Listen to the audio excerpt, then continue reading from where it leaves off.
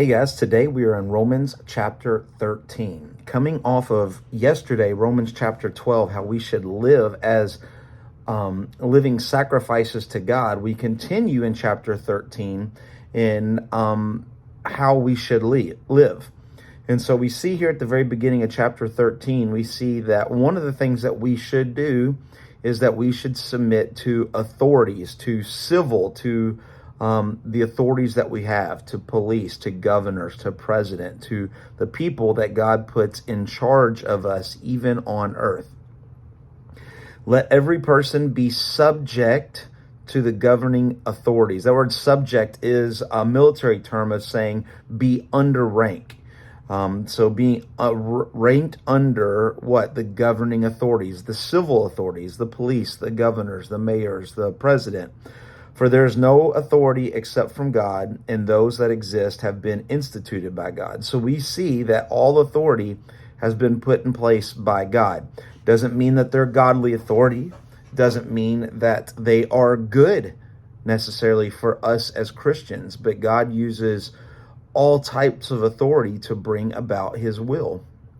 We can see in the Old Testament, we can see Pharaoh over the slaves. We can see Assyria over Israel. We can see bad kings, Ahaz over Israel. We can see Babylon taking over the nation of Israel. We can see lots of bad people that God placed so that ultimately his will would be brought about. So we are to show submission. Verse 2, therefore, whoever resists the authorities resists what God has appointed, and those who resist will incur judgment. Now, that means earthly judgment, not spiritual, eternal judgment. Remember, all who are saved will not have condemnation. They will not be judged.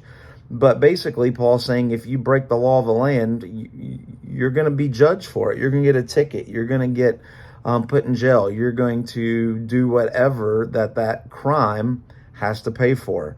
For rulers are not a terror to good conduct, but to bad. He said in a general sense that even non-godly authorities are still pretty good people. They still want the majority of good things. Now remember, Paul has been in prison. Paul has, he's waiting.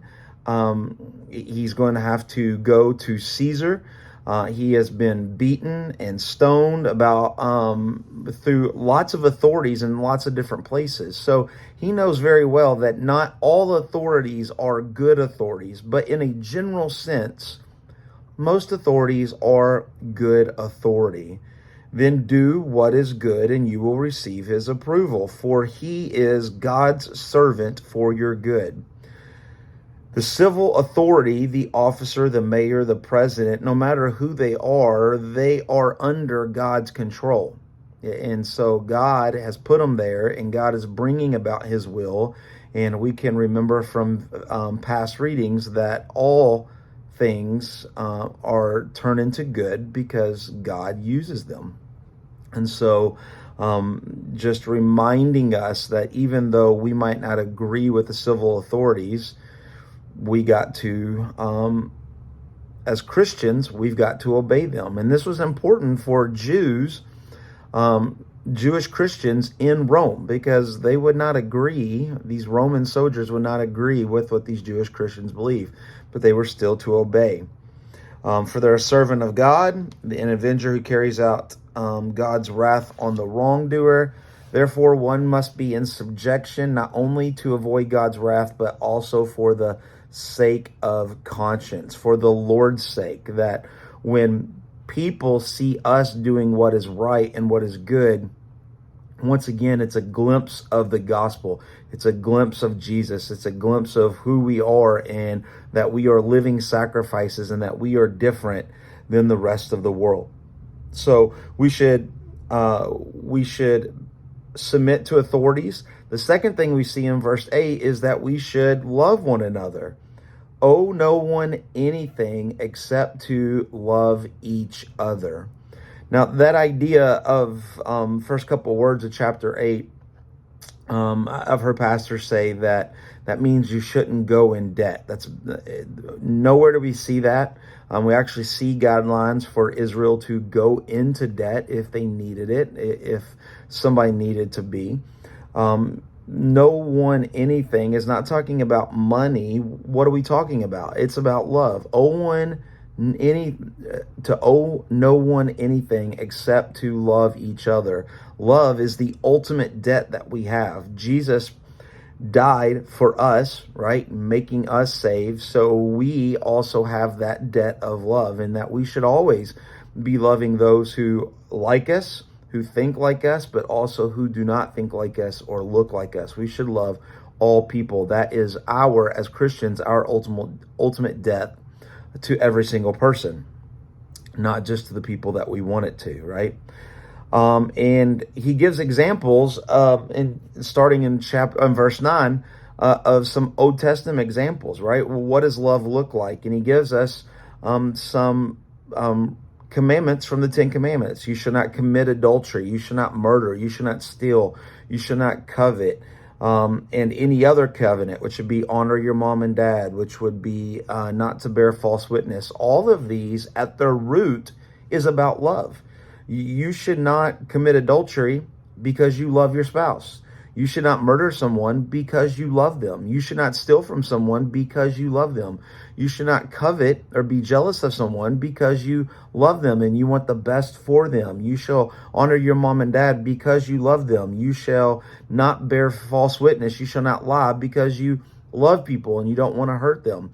Love is the root of all things. And so here, Paul's just giving some Old Testament examples of saying that love isn't a new thing of Jesus, but it's all the way from the beginning of the law. The law and love go together hand in hand. He even quotes Leviticus chapter 19, verse 18, that you shall love your neighbor as yourself. Love does no wrong to a neighbor. And remember Jesus' teaching, who is my neighbor? Jesus told a parable of the Good Samaritan, saying that everybody is your neighbor, not just the people that look like you or the people you like, but everybody is your neighbor. Therefore, we should love everybody. Not only should we submit to our authorities, not only should we love other people, but we should also understand what pleases the Lord and do that. And we should show love to God, right? Verse 11, besides this, you know the time. And that Greek word is the word kairos, which means an era. This is the time. Besides this, you know that this era in which we live, right? Paul's writing to the era of Christians back then, in the church age, the era which we still live in. He says, you know that this era is different. The hour has come for you to wake up from your sleep, from your inactivity, from your doing nothing. But salvation is nearer to us now than when we first believed. When he says salvation, he's talking about full salvation, or what we would call about full sanctification. Not just salvation, being saved, but what happens when Jesus comes. He brings us up. He gives us a glorified body. He gives us this idea that he's taken us to heaven. We now have the mind of Christ fully. We no longer have a body of sin. And so Paul's saying the end is coming, and we're closer now to the end than we ever have been. So we need to be ready, and we've got to be ready for Christ to come, for us to be ready to know and to serve God. Verse 12, the night is far gone. The era of unbelief is far gone. As a Christian, we believe we're saved, right? So we should get rid of sin. That's the night, because the day is at hand. Jesus' return is at hand. So let us cast off the works of the darkness. Let us cast off our sin and put on our armor, our clothes of righteousness, of the light. And let us walk properly as in the daytime. Let us continually live. Let us continually live holy as in the daytime. And then we get a bunch of sins, not doing the things of nighttime, not living in sin. And he finishes up in verse 14, but put on the Lord Jesus Christ and make no provision for the flesh. That word provision there is the word pronoa, and that means to plan. Make no plans for the flesh. Remember, we talked several chapters back that on this earth, in this body, in this flesh is of sin.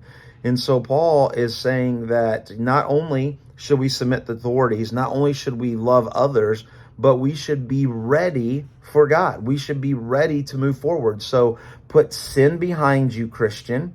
Put on your clothes of righteousness and be willing to walk closer and closer to God, being ready any second for God to come back. Don't make plans for your flesh, but make plans for Jesus to come back. Basically saying, be ready for the King to return.